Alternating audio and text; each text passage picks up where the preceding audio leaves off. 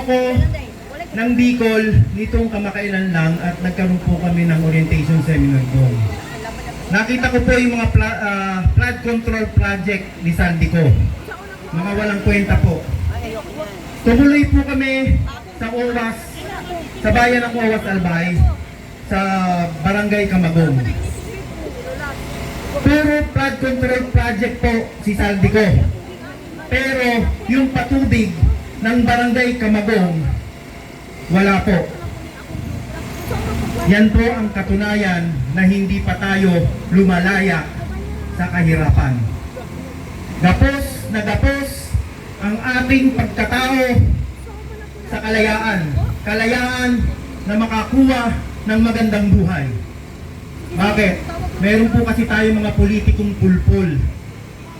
Walang prioridad ng tamang serbisyo sa mamamayan.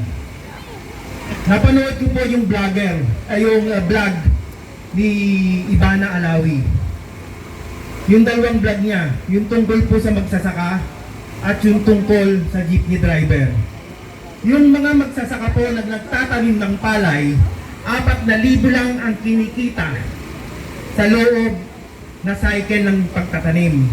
Paano po magkakasya yung 4,000 sa kanyang pamilya sa 4 na buwan?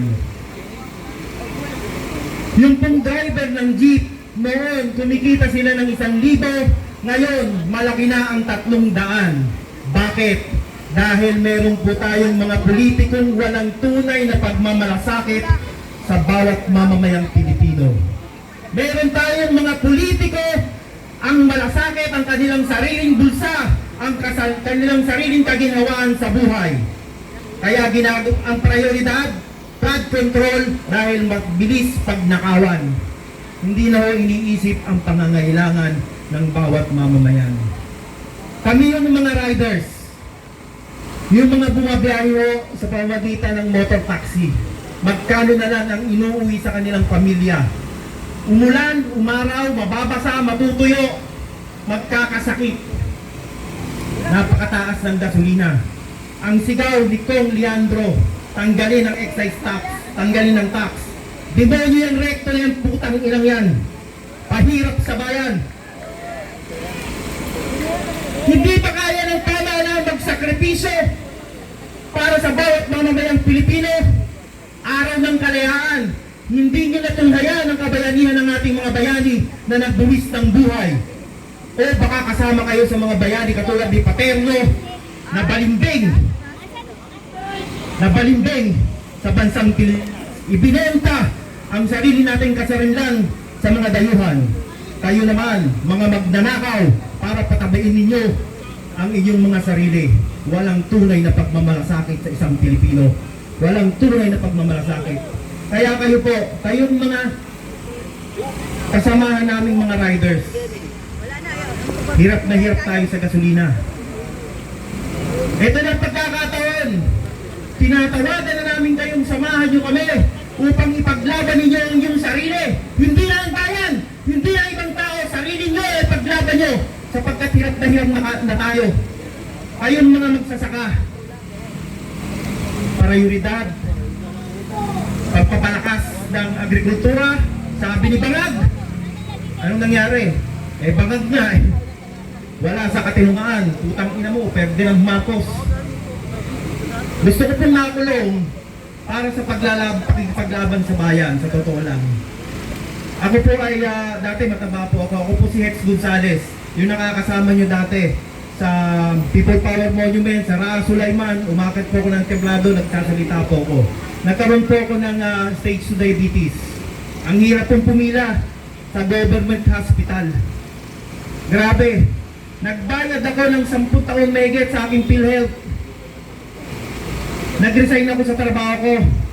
Hindi ko mapakinabangan yung aking binayad sa PhilHealth. Parang ang sistema po kasi na ginagawa ng pamahalaan natin, negosyo, hindi serbisyo sa bayan. Kaya po nananatili ang maraming Pilipino kay Tatay Digong at sa mga Duterte dahil nakita namin ang tunay na malasakit. Tunay na tapang, may malasakit po.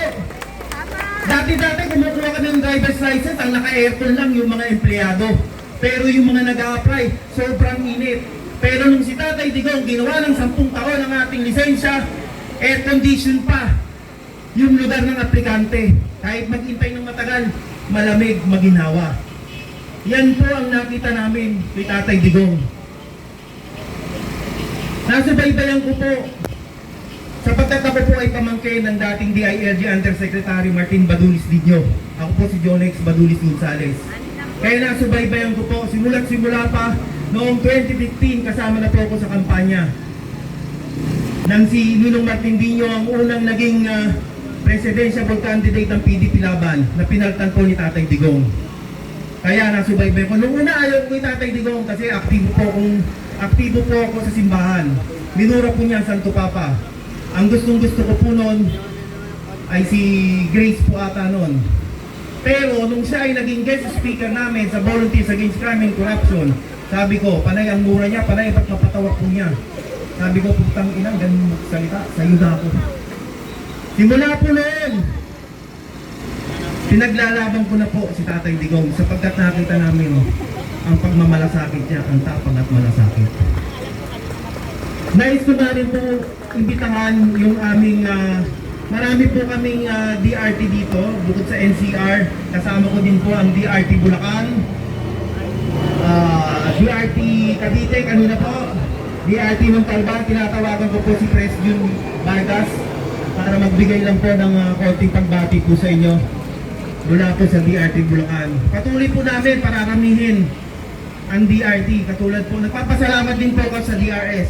Sa totoo lang po, sa DRS po kami nag-umpisa. Namulat po kami sa ganitong riding group dahil po sa natutunan po namin sa DRS at pinagpapatuloy po namin din sa DRT. Tuloy-tuloy po tayo. Captain Vargas,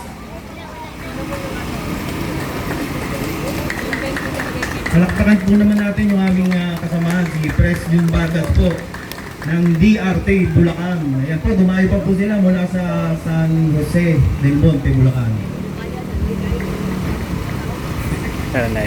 Magandang hapon po sa ating lahat.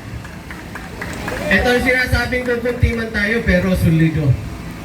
Andito po tayo para sa pinaglalaban nating pagbabago sa ating gobyerno. Wala po akong maraming masasabi kundi laban lang. Maraming salamat po. Thank you, Pres June Vargas. So tinatawagan ko noon po si Pres Eddie ng DRT Montalban. Pres Eddie, asan ka? Mukhang wala. Katatayo pa lang po namin din ng DRT Bicol, ang aming coordinator, si Cap Ian. Doon po namin natuklasan sa Bicol yung mga national government po na departamento katulad ng LTO, yung bagong talaga, o kahit ako po'y mapanood, yung bagong talaga ni BBM na director ng LTO, tumatanggap po ng lagay. Puro anomalya po ang nangyayari sa LTO doon sa Bicol. Tumati ka naman. Sa po na nandito, mabuhay po tayo kasi patuloy pa rin po tayong lumalaban kahit na iilan lang po tayo. Kagaya po ng naranasan ko po sa Bicol. Marami po doon dating dilaw, mga pinklawan. Pero gusto nila Duterte na. Kaya lang, natatakot sila magsalita. Ang tanong ko sa inyo, hanggang kailan kayo mananahimik? Paano tayo mananalo kung puro na lang kayo pananahimik? Kami, last year pa kami lumalaban. Pero, same faces, same personality ang lumalaban. Hanggang kailan kayo magpapaka-Pilipino? Magkalapog na tayo? Yun lang po. Ang panawagan ko lang sana, magkaisa na tayo. Dati po akong rider po. Huminto na po ako sa pagmamaneho dahil ramdam na po namin yung pagod po. Pagod kami pero wala kami kinikita para sa mga pamilya natin. Kaya pakiusap ko sa inyo, sa mga walang Walang pakialam ng mga Pilipino. Kailan tayo gigising?